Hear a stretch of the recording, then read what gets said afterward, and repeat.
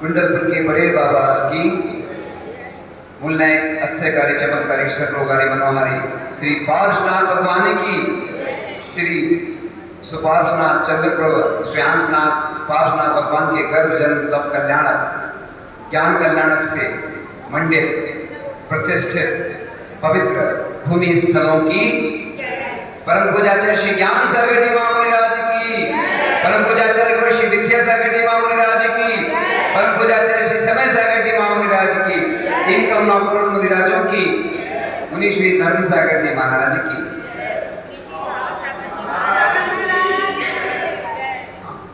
आज हम चर्चा करेंगे पद्म पुराण में उल्लेख आता है। क्या होता है, लोगों को जब महिमा बताई जाती है तभी भाव होते हैं।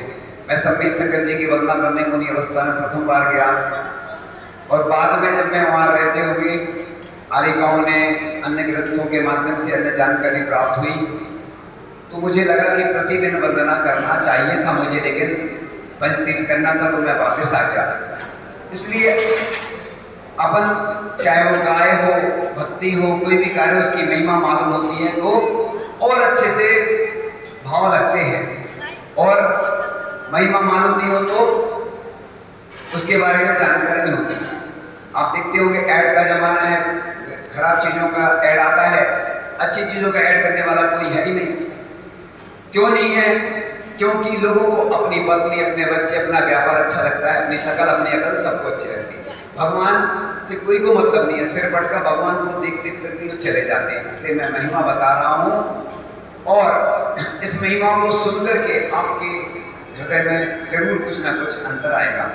एक बार मैं प्रतिमा विराजमान करने की महिमा बता रहा था, एक व्यक्ति बैठा था, लगभग वो इतनी बड़ी प्रतिमा विराजमान हुई और परम पूजाचार्य श्री विद्यासागर जी महाराज 21 दिन वहाँ स्थान पर रहे तो महिमा बताने से उसके भाव हो गए।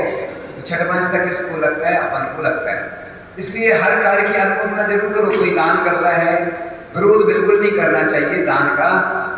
हाँ, घर में भी दान होता है ना तो पूरे परिवार को उसका पुण्य का हिस्सा जाता है। अभी मैं दान की चर्चा नहीं कर रहा हूँ, क्योंकि विषय बताता हूँ कि जो जिन दर्शन का विचार करता है उसको तो उपवास का फल मिलता है ना। आप सोचो, उपवास नहीं कर सकते, ये उपवास का मतलब उपवास के बराबर फल मिलता है। हमने जहाँ जहाँ देखा है, संबित शंकर जी में लिखा है इतने उपवास का फल मिलता है। इस उपवास इसलिए कि उपवास कठिन होता है, दूसरा तुलना की जाती है। अब वंदना करने से गिफ्ट मिलती है, ऐसा तो कहीं लिखेगी नहीं, है ना। नहीं, जैसे प्रतियोगिताएं होती है ना तो गिफ्ट मिलती है, अन्य कार्यों में गिफ्ट मिलती है, सम्मान मिलता है। तो इधर तो ऐसा तो लिखेगी नहीं, क्योंकि ये पूर्व आचार्यों ने ग्रंथों में इसलिए लिखा है कि मालूम था उन्हें कि लोग आलसी होते चले जाएंगे, मंदिर नहीं आएंगे। मैं देखता हूँ मेरे पास देश के प्रसिद्ध लोग आते हैं, स्टूडेंट भी आते हैं, सर्विस वाले आते हैं, व्यवसायी आते हैं। मुंबई आदि में कहते हैं मंदिर बहुत दूर है सो जाना नहीं। यहाँ पे कहीं छोटे छोटे गांव में पास का मंदिर है तो भी नहीं जाना। मतलब प्रभु भजन को आलसी और ज्ञानी को नहीं, प्रभु भजन को आलसी और भोजन को तैयार, ज्ञानी ऐसे नर को बार बार धिक्कार। तो चिंता नहीं करो, हमारा दिगंबर जैन धर्म पंचम काल के अंत तक रहेगा। सिंधु घाटी की सभ्यता में लगभग 5000 वर्ष प्राचीन वो सभ्यता मानी जाती है। जितनी प्रतिमाएं निकली वो प्राचीन निकली। इसलिए जैन धर्म कठिन जरूर है, लेकिन बहुत आनंद आता है ना। जब भी अपन माला फेरो, कोई काम करो, परेशानी तो होती है, लेकिन उसके बाद जो आनंद आता है, हमारे गुरु जी देखो, परम पूजाचार्य श्री विद्यासागर जी महाराज को आपने देखा हो, कितने प्रसन्न रहते थे। यानी कष्टों को सहन करते हुए वो आहार भी सूखा सूखा करते थे। तो ऐसे करते थे जैसे आप करते ना जो अच्छे अच्छे व्यंजन, ये मैंने देखा है, उनसे सीखा है। इसलिए कष्ट भी आते हैं, परेशानी आती हैं, तो भी वो मुस्कुराते रहे। आज उनको देख करके पूरी दुनिया मुस्कुराती है, क्योंकि पॉजिटिव एनर्जी किसी से मिलती है। तुम सोचो कि कोई आएगा हमें कोई शक्ति देगा, कोई कुछ नहीं देता। मैंने सोचा भक्ति के द्वारा ही शक्ति मिलती है। तो जो चिन्ह दर्शन के लिए स्वयं तैयार होता है, मैं पूरे देश के लिए एक ही बात कहना चाहता हूँ कि आप किसी के कहने से जाओगे तो आपको उतना पुण्य नहीं लगेगा। इसलिए बच्चों को आप प्रेरित तो करो, जैसे हम देते ना प्रेरणा कि श्रीफल चढ़ाना है अच्छे अच्छे कार्यों को लोग विरोध करते हैं कई लोग, तो हम तो प्रेरणा अच्छे कार्यों को देंगे। एक बार आहार ले लिए, कोई शराब का नशा करता मान लो, तो लोग विरोध करने लगे, लड़ाई झगड़े होने लगे। तो मैंने कहा कि मैं कल से ये बोलूँ कि शराब खूब पियो। आप बताओ, मैं तो दिगंबर साधूंगा, चाहे मेरे प्राण भी चले जाए तो अंतिम श्वास किसी लिए समर्पित है? देव साधु को। इसलिए तो डर नहीं लगता। लोगों को डरते हैं, लोगों की पत्नी, बच्चे, परिवार, रिश्तेदारी, हमारा कुछ नहीं, हम तो अभी को तो अभी चले जाएंगे। क्या साधु छूट लेके रखते ना? साधु डरता नहीं है किसी से, साधु सिर्फ भगवान से डरता, पाप से डरता है।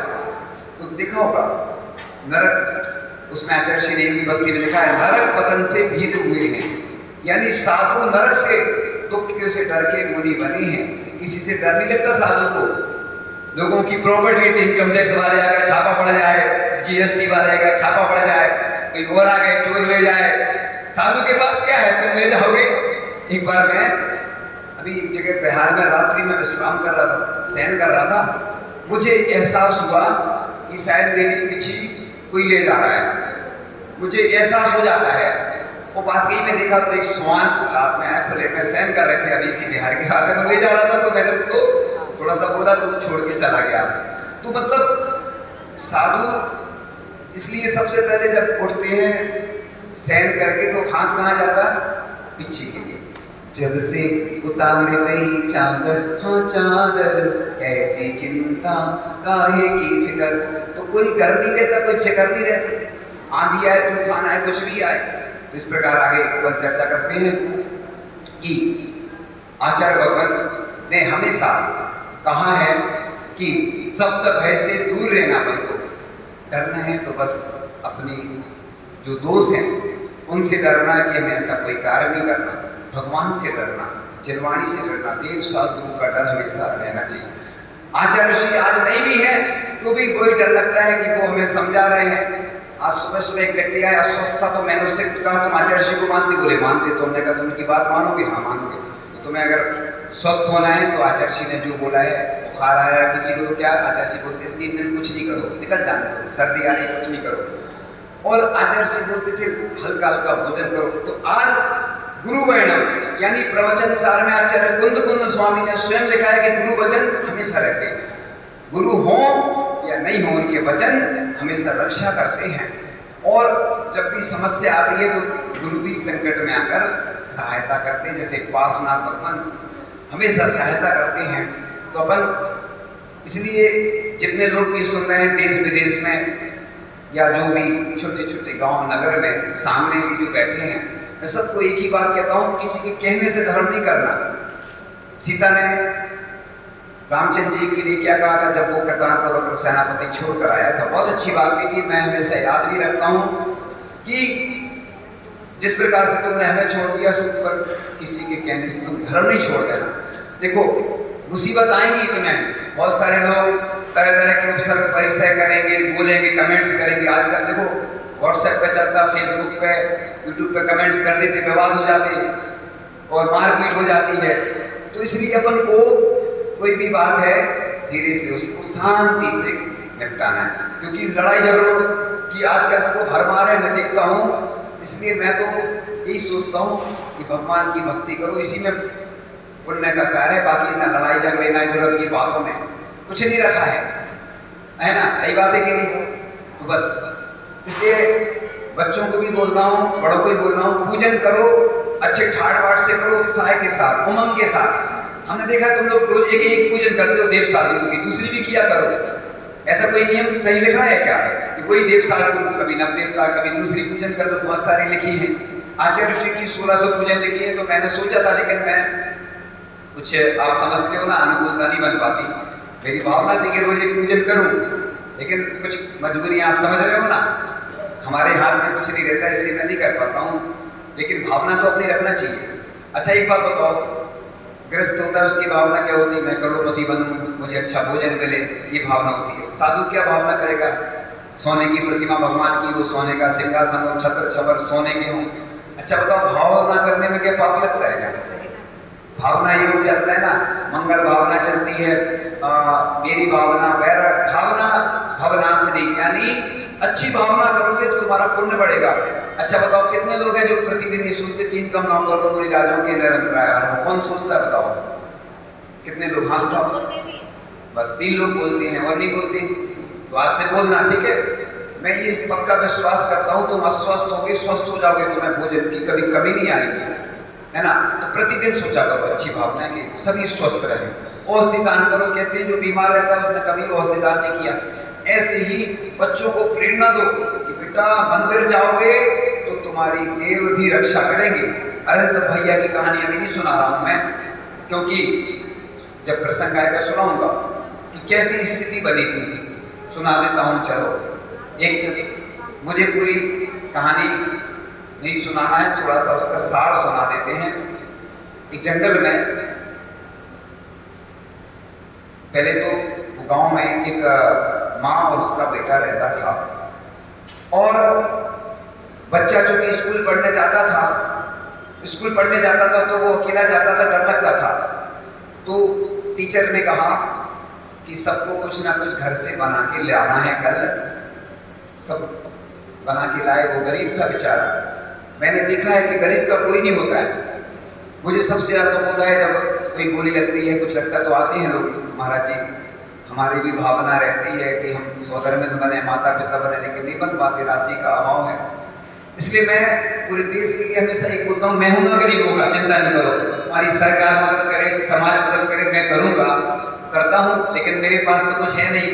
करवाता तो हूँ किससे? हमारे देश के जो दानी हैं, महादानी उद्योगपति हैं, सबको मालूम है, फेमस हैं, जिनका नाम सबकी जुबान पर है, सब जानते हैं। तो ऐसे दानी लोग भी करते हैं, वो भी अनुकूलता देखकर करते हैं, चिकित्सा के लिए, शिक्षा के लिए करते हैं। अब मैं नाम तो इसलिए ले रहा हूँ कि हाँ, जो देश के भामाशाह हैं सब जानते हैं, तो वो भी उनकी सीमा होती शब्दों से करते हैं। तो मैं बता रहा था, अरविंद भैया की कहानी सुनाता हूँ कि माँ कहती है, वो सब बना के तो ले जाते हैं। अब माँ कहती है कि बच्चा कहता है माँ, जो टीचर है ना, उन्होंने कहा है कि कुछ बना के लाना। अब माँ कहती मेरे पास तो कुछ है ही नहीं, गरीब थी वो, क्या कैसे बनाए, कैसे दे? उसने कहा जंगल में तुम जाना, अरविंद भैया से बोल देना, वो तुम्हारे लिए व्यवस्था कर देंगे। बच्चे को लग रहा था कि जंगल तो मैं प्रतिदिन जाता हूँ, कोई दिखते नहीं उधर अरविंद भैया, कौन से अरविंद भैया हैं? तो वो रास्ते में जाता है, चिल्लाता है, अरविंद भैया कहाँ हो, अरविंद भैया कहाँ हो, अरविंद भैया कहाँ हो? तो कोई आता है और वो पत्थर का दोना बनता है, आप लोग जानते होंगे, जंगल में पत्ते रहते बड़े बड़े, उनका एक दोना ऐसा बन जाता है, उसमें खीर आ जाती है, वो ले जाता है और सब बच्चे अपना अपना व्यंजन निकालते हैं, टीचर सबको खिलाते हैं वो। और जी गरीब बच्चा था, तो आपने देखा होगा गरीब जो आदमी रहता है उसकी इज्जत नहीं होती है। मैंने महसूस किया है कि जो बड़े लोग होते हैं ना, पैसे वाले होते हैं, तो उनकी तो समाज में इज्जत होगी और सब सम्मान करेंगे, नाम लेंगे, बुलाएंगे, और गरीब का कोई रिश्तेदार नहीं होता। कोई साधु बन जाए परिवार से तो उसके बहुत सारे रिश्तेदार दूर के भी पास में आ जाते हैं, और गरीब से जो रिश्तेदार पास के होते दूर चले जाते हैं। मैंने जो देखा है समाज की स्थिति में बता रहा हूँ, और मुझे बहुत दुख होता है देख करके। मंदिर में भी यही होता है, बड़े लोगों के लिए सुविधाएं मिलेंगी, गरीब को कोई सुविधा नहीं। इसलिए भगवान के यहाँ भी भेदभाव चलता है। वो क्या करें, आप देखें, भगवान नहीं करते भेदभाव, ये भेदभाव सब जगह पूरे भारत में ऐसी स्थिति है, मैं क्या करूँ, हर जगह चलता है। लेकिन वो टीचर ने जब बोला, उसने खीर दिखाई है तो लोगों को सब हो गया, चोरी वोरी करके लाया होगा, क्योंकि गरीब आदमी है तो अब चोरी कहीं बोलेंगे ना, वो कि चोरी करके कहीं से लाया होगा। उसको बहुत मारा। उसने बताया कि अरविंद भैया ने दिए। कौन से अरविंद भैया, ऐसा वैसा दुनिया का, जैसे इनकम टैक्स वाले पूछते ना कहाँ से लाए तो पैसा बताओ, है ना। अब आप देखो इनकम टैक्स पे छापे पड़ते हैं, तो जब शिकायत करते हैं तभी पड़ते हैं, वैसे नहीं पड़ते, पूरी जांच करते हैं इनकम टैक्स वाले। हाँ, तो हमारे पास भी इनकम टैक्स वाले आते, बड़े बड़े अधिकारी आते हैं इनकम टैक्स के, तो हमने उनसे चर्चा की। वो मैं किसी की व्यक्तिगत चर्चा को मैं नहीं करता हूँ यहाँ पे, चूँकि मेरे ऊपर भी प्रतिबंध रहता है, मैं किसी की बात व्यक्तिगत अलग से तो बता देता हूँ, चूँकि यहाँ नहीं बताऊँगा। तो मेरे अधिकारी बड़े बड़े आते हैं मेरे पास, बहुत बड़े बड़े जो इनकम टैक्स के अधिकारी हैं। मैं हर व्यक्ति से कुछ ना कुछ जानकारी लेता हूँ, पूछता हूँ। क्यों पूछता हूँ? कि मेरे पास तो कुछ है ही नहीं, तो कुछ इनकम टैक्स वाले तो हमारे मित्र हैं ना। इनकम टैक्स वाले हमारे मित्र क्यों हैं? कि वो भी सबका छुड़ा दे और हम भी छुड़ा दे, इसलिए हमारे दोनों एक से ही है ना। लेकिन वो सरकार को देते और हमारी सरकार तो ये है ना, हम भगवान को समर्पित करवा देते हैं, इसलिए उसको बहुत मार पड़ी। फिर बाद में उसका रहस्य खुला, फिर लोगों को विश्वास हुआ कि वो, इसलिए हम प्रतिवर्ष जब रक्षाबंधन मनाते हैं तो राखी, पिछली बार हम जहाँ थे तो मैं एक अनंत भैया की राखी भगवान को समर्पित की थी, स्पेशल राखी थी। अब चूंकि मैं इधर से नहीं बता सकता, मेरे पास कुछ है नहीं कि दिखाऊं, कैसे दिखाऊं। तो राखी का मतलब साधुओं की रक्षा करना, गरीबों की रक्षा करना। ऐसे जो व्यक्ति हैं जो त्योहार नहीं मना पाते हैं, उनके लिए जाके राखी दो। क्या वो अपने साधारण भाई नहीं है क्या? जवानों को देश की रक्षा करना, उनके लिए जिनकी कोई बहन नहीं है उनको राखी बांधो। चूंकि रक्षाबंधन की कथा मैं सुना चुका हूँ, अभी नहीं सुना रहा हूँ, मैं बता रहा हूँ सिर्फ। तो ऐसे अनंत भैया की राखी पूरे सब जगह, पहले वहाँ बुंदेलखंड में पहले जो राखी बनती है वो कहाँ की बनती है? मंदिर में पहले राखी बांधते हैं सब लोग, और उसमें कुछ हम छोटे बचपन से देखते आ रहे हैं कि मंदिर में राखी रखी जाती है, उसमें राशि डाल देते हैं। ये पूरे भारत में तो मालूम नहीं क्या परंपरा चलती, लेकिन पहले भगवान की राखी होती है। अपने दिगंबर जैन धर्म में पहले लाड़ू किसको चढ़ाया जाता? किसको? आचार्य जी ने बहुत अच्छी बात कही, रोटी मांगो नहीं, रोटी बनाना सीखो। फिर इसमें तो जोड़ दिया गया कि रोटी मांगो नहीं, रोटी बनाना सीखो। पहले रोटी बनाओ, फिर खिलाओ, फिर खाओ और फिर खिलखिलाओ। लाड़ू पहले बनाओ, फिर भगवान को चढ़ाओ और फिर लड्डू बांटो और फिर लड्डू खाओ। मतलब ये लड्डू मंदिर में नहीं खाना, मतलब घर पे जाके एक, वो दोनों चीजों को तुलनात्मक किया गया है। तो इसी प्रकार से अपन ऐसे त्योहार मनाओ, ऐसे त्योहार मनाओ। गौशाला में जाके गौग्रास का दान करो। मंदिर में भी जो आवश्यकता है, रक्षाबंधन विधान सब जगह होना चाहिए। और 700 मुनियों की उस दिन रक्षा हुई थी। श्यासनाथ भगवान का मोक्ष कल्याणक है, उस दिन लाड़ू चढ़ाएं सभी लोग। अगर कहीं व्यवस्था नहीं होती तो एक गोला होता ना जो सफेद सफेद, वो भी मोक्ष फल का रूप है। ऐसा कोई नियम नहीं है, छोटी बादाम भी चढ़ाते हैं, कोई मोक्ष फल चढ़ा देते हैं, कोई निर्मल लाड़ू चढ़ाते हैं। देखो, मैं इसलिए इन चीज़ों के बारे में ज़्यादा नहीं बोलता, जहाँ जैसी पद्धति स्थिति चल रही है उसी हिसाब से काम करो। अपन को तो बस एक काम करना है, भगवान की अच्छे से भक्ति करना है, बस पूजन करना, अभिषेक करना। इन चीज़ों में मंदिर मस्जिद बैर कराते, बेल कराती गौशाला, हमने इसलिए आगे का शब्द नहीं बोलते, वो थोड़ा बोलने लायक नहीं है। तो मंदिर मस्जिद इन चक्रों में पड़ोगे ना तो विवाद के अलावा कुछ नहीं है। इसलिए मैं तो बस एक ही संकल्प लेता हूँ, प्रयास करता हूँ कि भगवान अंतिम श्वास तक आपकी भक्ति करते रहें, क्योंकि राज समाज महाकारण है। राज समाज जो है ना, ये विवाद के कारण है, बैर बड़ा हमारा, यानी बैर के विषय है, लड़ाई झगड़े इधर उधर की बातें। और अब तो तुम लोग सावधान रहना, कैमरे सब जगह लगे हैं, और कब क्या हो जाए, किसने तुम्हारी बस वायरल कर दी तो बस समझ लो। हाँ, इसलिए मैं सबको कह रहा हूँ, पूरे देशवासियों को, देश के नाम संदेश, कि मंदिर के कार्यों में अपनी बात करते समय सावधान रहना। फिर नहीं कहना कि ये विवाद हो गया, लड़ाई झगड़े हो गए। आप देख रहे होंगे ना, अभी जैन जी का हुआ था, जैन जी का पूरे देश में सबने सुना ना। इसलिए सावधानी रखना। चलो आगे बढ़ते हैं कि जो मंदिर जाने की तैयारी करता है, कितने उपवास का फल मिलता है? 4 उपवास का। अच्छे से बरान चरित्र में उल्लेख आता है, पंडित जी राजा बरान का एक बार उदाहरण दिया था कि वो मंदिर से वस्त्र पहनकर आता है और अच्छे से उत्साह पूर्वक शत्र चमर अस्त्र प्रातिहार अष्टमंगल द्रव्य अर्पण करते हुए पूजन अभिषेक करता है। इसलिए अपन ऐसे ऐसे हिलाते ना, तो जहाँ व्यवस्था नहीं है तो बात ठीक है, ऐसे ऐसे हिलाने तो अच्छे से चमर लेके ही ढुलाना चाहिए, इसलिए अपने मंदिर में रखना चाहिए। आगे की बात बोलते हैं कि जो मंदिर से घर जाने के लिए घर से चलता है 5 उपवास का फल मिलता है। जो कुछ दूर तक पहुंच जाता है 12 उपवासों का फल मिलता है। जो बीच रास्ते तक पहुंच जाता है 15 उपवास का फल मिलता है। जो दूर से मंदिर या शिखर देखता है किस उपवास का फल मिलता है, लेकिन होशियारी नहीं करना तुम लोग। एक जन का रात्रि भोजन का त्याग था तो कहने लगे बाहर के छोटे ढाबे पे जाके खाते थे, तो ऐसे ही गुटखा एक व्यक्ति कहने लगा हमारा पाउच का त्याग है, तो हमें सुनाते हैं लोग, तो मैं सुना रहा हूँ, मैं तो नहीं जाता हूँ। तो लोग उसका पाउच का त्याग था, वो गुटके वाले के पास जाता दुकान पे, कहता भैया तुम पाउच खोल के हमारे मुंह में डाल दो, हमारा पाउच का त्याग है। तो ऐसा आप नहीं करना कि शिखर देख लिया। देखो शिखर जी की वंदना मैं प्रतिदिन करता हूँ, जितने सिद्ध क्षेत्र है प्रतिकरण में आता है तो मैं करता हूँ तीनों टाइम, लेकिन साक्षात भावना दर्शन करने का अलग पुण्य है। ऑनलाइन अभिषेक शांति धारा उन लोगों के लिए जो बीमार हैं तो उनको ध्यान कराओ। सम्य शिखर जी का ऐसा आजकल पहले रहते ना ध्यान, हम भी करवाते हैं अलग से, तो वो उनको ध्यान कराओ, अभिषेक शांति धारा दिखा दो। ये उसके लिए है। कोरोना काल में ऐसा बोल दिया गया, स्थिति आपको सबको मालूम है, तो उस समय ऐसी द्रव्य क्षेत्र काल भाव के अनुसार अब कोई विदेश में रहता है तो भैया दिनवाणी के ही दर्शन कर लो, क्या करेगा वो।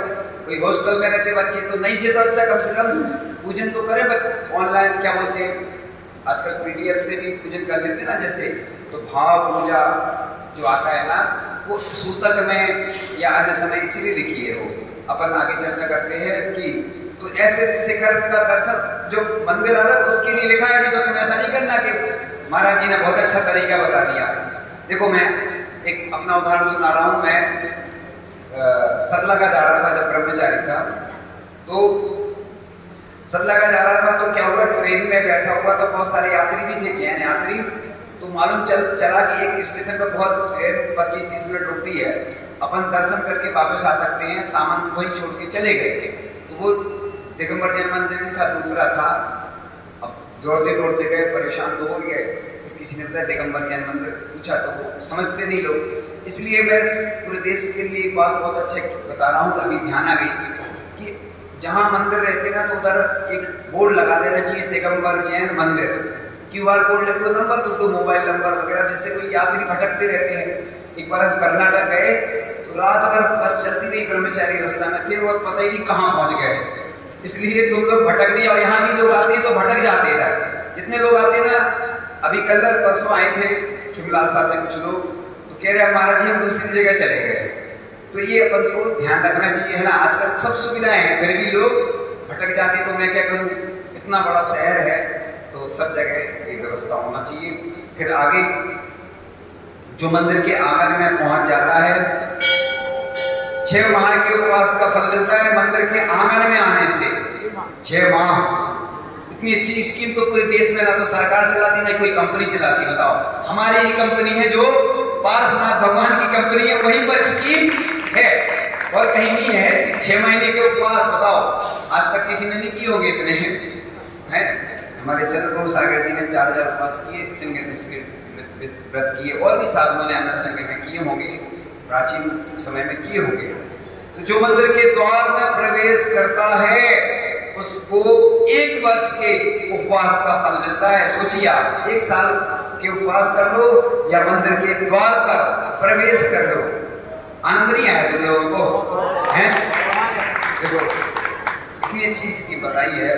तो इस प्रकार जो मंदिर की प्रदक्षिणा देता है 100 वर्ष के उपवास का फल मिलता है। इसलिए कई लोग 108 परिक्रमा देते हैं मंदिर की, माला ले लेते हैं, सिद्ध चक्र विधान होता है या अन्य समय माला से गिनते जाते हैं, तो परिक्रमा कर 3 तो बल मिनिमम दे। जैसे सामयिक में लिखा है कि 48 मिनट की तो सामयिक करना है, 2 घंटे 24 मिनट की भी कर सकते हैं। जितना देखो धर्म के मामले में ये नहीं लिखा कि कम करो, ज्यादा से ज्यादा करो। इसलिए आगे अपन चर्चा कर रहे थे कि जो जिन प्रतिमा का मुखमंडल देखता है उसको 1000 वर्ष के उपवास का फल मिलता है।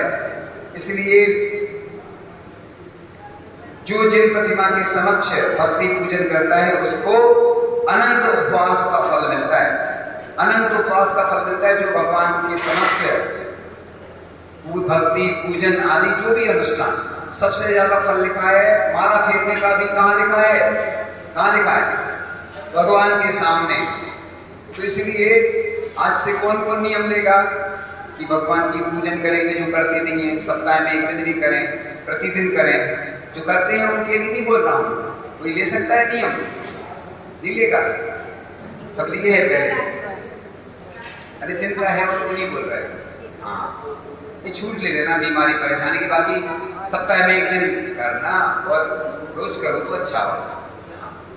तो इस प्रकार से लिखा है कि जो जिन प्रतिमा के दर्शन करता है विख्यात अनिगति निकांचित रूप घोर पाप कर्मों का अभाव हो जाता है। तो आपने वो महिमा सुनी होगी कि देवपत खेपत की कहानी सुना रहे थे ना, कि वो मोती बन गए थे, उनने ज्वार और मक्के के दाने चढ़ाए थे तो मोती बन गए थे। उनके पुण्य के प्रभाव से सेठ जी देख के रह गए कि ये गरीब आदमी, मैं गरीब की बात कर रहा था, अभी देखो नौकर थे, काम करते थे और उनके जो मक्के के दाने वो अच्छी भक्ति भावना से चढ़ाते थे। लेकिन कहानी सुनाई कि शायद पूर्ण नहीं हो पाई थी। इस प्रकार से हरिश्चंद्र पार्वती भगवान के दर्शन से पात्र केसरी आचार्य को सम्यक दर्शन हुआ था। तो इस प्रकार जिन प्रतिमा का दर्शन सम्यक दर्शन का कारण बनता है। ऐसा भी उदाहरण मिलता है कि दर्शन प्रतिज्ञा के प्रभाव से मधुमती ने सौंदर्य का आसन हिला दिया था। ऐसा भी लिखा है शास्त्रों में कि जिसको नरकायु का बंद हो जाता है वह सम्यक शेखर जी का दर्शन नहीं कर सकता। मानस स्तंभ के दर्शन से गौतम स्वामी को सम्यक दर्शन हुआ था। तो भगवान का मुख देखने से भी अच्छे कार्य हो जाते हैं। इसलिए सुबह सबसे पहले अपन मंदिर के दर्शन इसलिए करते हैं। ऐसा लिखा है कि सुबह जा रहे हैं यात्रा को कोई ऐसा दिख जाए, इसके बारे में भी चर्चा नहीं कर रहा हूँ, तो अशुभ होता है। तो भगवान के दर्शन करके जाओगे तो सब मंगल मंगल होए, सब मंगल ही मंगल होगा। अमंगल होता है ना तो भी लिखा है कि सीता की जब आंख पड़ती थी तो वो अभिषेक कराती थी। भरत चक्रवर्ती को जिस दिन मुनिराज का पड़वान नहीं मिलता तो दुखी होते थे, और भरत चक्रवर्ती जब द्रव्य चढ़ाते थे तो पहाड़ बन जाते। जैसे रक्षाबंधन मैदान होते ना तो श्रीफल चढ़ते हैं ना, तो कैसे पहाड़ बन जाते बिल्कुल श्रीफल के, है ना। कई जगह कितने सारे श्रीफल चढ़ते हैं। तो ये देखो कंजूसी नहीं करना चाहिए अपन को, है ना। धर्म के काम में कंजूसी करते हैं। शादी होती है, विवाह होता है, जन्मदिन होता है तो कितना खर्च करते हैं, लेकिन भगवान की बात आएगी तो कंजूसी करेंगे लोग। इसलिए हम कहते हैं ना कंजूस से दूर रहना, अच्छे लोगों को उदारता पूर्वक अच्छा वैभव बढ़ाओ, भगवान की अच्छे से भावना करो। तो इस प्रकार से जिन्हें दर्शन स्वर्ग की सीढ़ी और मोक्ष का साधन है। तो इस प्रकार आगे विषय पूर्ण हो गया है। ऐसी भावना रक्षाबंधन पर देखो ये चित्र बना रहे थे ना, देखो कितने सारे मुनियों का उपसर्ग दूर हुआ था। तो रक्षाबंधन विधान उसी के उपलक्ष्य में पूरे देश में होने लगे। साधु संतों के सानिध्य में कोई 7 दिन करता है, कोई 3 दिन करता है, कोई 1 दिन में भी करता है, जहां जैसे अनुकूलता हो। इसलिए सिर्फ पहले लोग भाई बहन का त्योहार मानते थे, फिर धीरे धीरे साधुओं ने प्रेरणा दी, जागृत किया। आज सब लोग जानने लगे हैं। यहाँ पर भी प्रथम बार पार्श्वनाथ भगवान के सानिध्य में, और सारनाथ जो यहाँ इसी कमेटी के अंतर्गत आता है, सारनाथ में भगवान श्रेयासनाथ के गर्भ जन्म तब ज्ञान कल्याण तुम्हें मोक्ष कल्याण सम्यक शेखर जी से हुआ। लेकिन श्रेयासनाथ भगवान का संबंध रक्षाबंधन से भी है और यहाँ से भी सब इसी कमेटी के अंतर्गत आता है।